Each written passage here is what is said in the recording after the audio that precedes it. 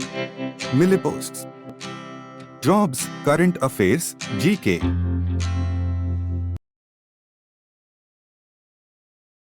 नमस्कार। Masoud Pezeshkian, Iran के नए राष्ट्रपति। ईरान के राष्ट्रपति के रूप में मसूद पेजेश्कियन का हाल ही में हुआ चुनाव राजनीति में एक बड़ा बदलाव है, जो दर्शाता है कि उनकी व्यक्तिगत ईमानदारी और प्रगतिशील विचार एक साथ कैसे आते हैं। एक पूर्व हृदय शल्य चिकित्सक और स्वास्थ्य मंत्री, पेजेश्कियन को चुना गया, भले ही बहुत कम लोग मतदान करने गए थे, जो दर्शाता है कि अधिकांश लोग राजनेताओं पर भरोसा नहीं करते हैं। हालांकि उनके चरित्र और एकता की इच्छा के कारण उनके पास एक मजबूत व्यक्तिगत अनुसरण है। व्यक्तिगत पृष्ठभूमि और करियर। पेजेश्कियन का जन्म सितंबर 1954 में महाबाद में हुआ था, जो बहुत से विभिन्न जातीय समूहों वाला शहर है। उन्होंने कम उम्र में ही समस्याओं का सामना किया और जाबुल में सेना में सेवा करने के बाद उनसे निपटना सीखा, जो ईरान के सबसे गरीब शहरों में से एक है। इस घटना ने उनकी राजनीतिक जागृति को जन्म दिया। यह त्रासदी तब हुई जब उनकी पत्नी और सबसे छोटे बेटे की कार दुर्घटना में मृत्यु हो गई। इस नुकसान ने उनके व्यक्तिगत और व्यावसायिक जीवन दोनों पर बड़ा प्रभाव डाला।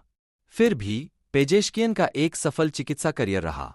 वे हार्ट सर्जन बने और फिर तबरीज के लिए सांसद के रूप में चुनाव लड़ने से पहले एक विश्वविद्यालय के प्रमुख बने। राजनीतिक यात्रा और विचारधाराएं। पेजेश्कियन का असली राजनीतिक करियर तब शुरू हुआ जब वे 2006 में पहली बार सांसद बने। 2013 और 2021 में राष्ट्रपति पद के लिए असफल प्रयासों के बाद उन्होंने 2024 में अपना दूसरा पूर्ण अभियान जीता, जिससे उनके सुधारवादी विचार सुर्खियों में आ गए। उन्होंने भ्रष्टाचार और सख्त नैतिक संहिताओं के खिलाफ आवाज उठाई है, अनिवार्य हिजाब जैसी चीजों का विरोध करके नागरिक स्वतंत्रता के लिए लड़ाई लड़ी है। ईरान की जटिल राजनीतिक व्यवस्था के विभिन्न हिस्सों ने उनका समर्थन किया है या उनकी कड़ी आलोचना की है। चुनौतियां और नीतियां।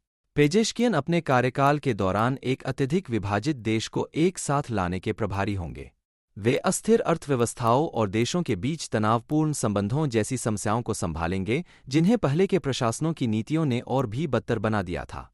उनकी नीतियां, जो उनके विरोधियों की नीतियों से बहुत अलग हैं, जो आर्थिक अलगाव का समर्थन करती हैं, अंतर्राष्ट्रीय एकता और आर्थिक सुधारों का आह्वान करती हैं, ताकि वह विकास हो सके जिसकी आवश्यकता है।